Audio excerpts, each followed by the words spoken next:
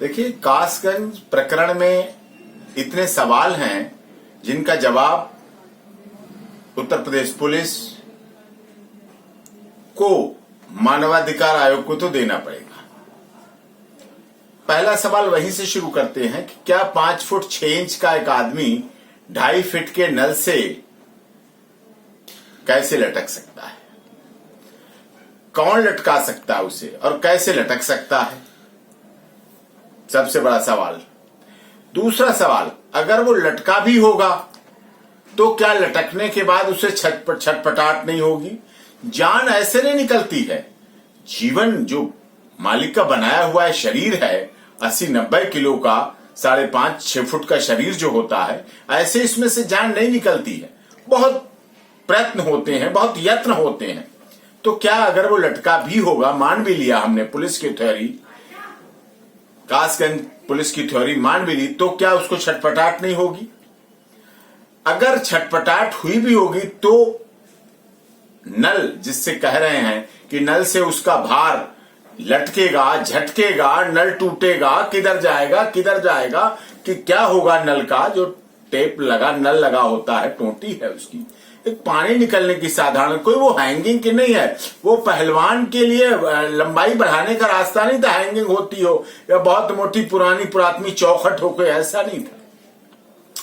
चौथा सवाल आता है कि अगर मान भी लिया जाए कि फंदे से लटके शख्स का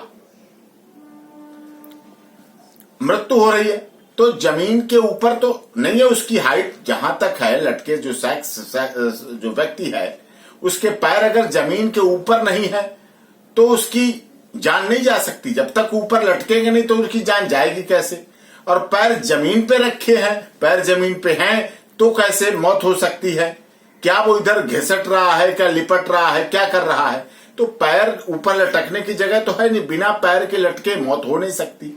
ये पुलिस कैसे साबित करेगी? और पुलिस साबित करना चाह रही है कि वहां बाथरूम में आत्महत्या हो गई, आत्महत्या कर ली उसकी। अब अल्ताफ की लंबाई देखे, नल से 2 गुनी से ज्यादा थी, तो क्या उसने नीचे लटक गया? लटक तो सकता ही नहीं, लटकने की तो थ्योरी खत्म हो गई। तो क्या फिर जमीन पे लोट लगा के आत्महत्या कर रहा था? जमीन पे लेटे आत्महत्या कर रहा था? जमीन पे आत्महत्या का प्लान बना रहा हूं लेटे, इस तरह से हो सकती क्या? अब बात जैकेट की आती है कि अपने जैकेट से जो टोपी होती है, जो जैकेट के साथ टोपी जुड़ी होती है, उससे लगी रस्सी के सहारे फंदा लगाया, तो क्या उसका वजन है? क्या उसकी मजबूती है? क्या उसको वो ट्रकों पे रस्सी बांधने वाली रस्सी है क्या? ट्रकों पे जो लोडिंग करते हैं उनकी रस्सी है क्या? उसको भार डोरी टोपी की डोरी है कि वो लोडिंग की डोरी है, कि वो लिफ्ट के साथ की डोरी है? वो क्या सामान ढोने वाली डोरी है? क्या बहुमंजिला इमारतों पे जाने वाली डोरी है? वो उसके साथ डोरी है। उसकी कितनी मजबूती, उसकी कितनी थिकनेस, उसकी कितनी मोटाई, उसका यूज क्या है? मैन्युफैक्चरर उस टोपी को जैकेट से जोड़े रखने के लिए उसको यूज करते हैं, तो उसको कहां से कर लेंगे? विषय ये भी आता है। 7वां सवाल आता है कि हवालात और बाथरूम, शौचालय और हवालात के दूरी कितनी है? कुछ कदमों की दूरी है, कोई दूरी नहीं, सब पास है। तो क्या उसकी आवाज, आहट, छटपटाहट बाहर नहीं आई? वो वहां तक नहीं पहुंची? वहां लोग आ रहे जा रहे, हवालात है, हवालात और बाथरूम शौचालय की दूरी, उसमें कितनी दूरी है? ये ऐसे सवाल हैं जिनका सवालों का जवाब उत्तर प्रदेश पुलिस को देना पड़ेगा। इस हत्या, जिसे वो आत्महत्या साबित करना चाह रहे हैं, वो आत्महत्या बनाना चाह रहे हैं। अब सबसे बड़ी बात आती है, मृतक के परिवारजनों के द्वारा, मृतक के परिजनों द्वारा एक लेटर जारी किया गया। किस तरह से उस पर लिखवाया गया?